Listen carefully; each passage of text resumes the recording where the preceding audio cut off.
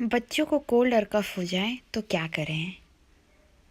जो घर में चीज़ें होती हैं उससे हम लोग उपाय कर सकते हैं।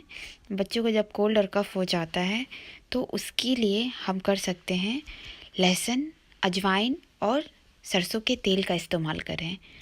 और अजवाइन सरसों के तेल में फ्राई करें। जब वो लाल हो जाए तो उसके बाद लहसुन का छिलका डालें, उसके बाद उसको फ्राई करें। जब वो फ्राई हो जाए तो उसके बाद एकदम काला ना हो, एकदम फ्राई कर लें, लाल हो जाए तो उस तेल को छान के ठंडा कर लें और किसी डिब्बे में भर के रख लें और उसी से शिशु की मालिश करें। उससे काफ़ी आराम मिलेगा, बहुत ही अच्छा है। विंटर में आप लोग ज़रूर इस्तेमाल करें। मेरा आजमाया हुआ ये तरीका है कि इससे बहुत आराम मिलता है। Thank you so much.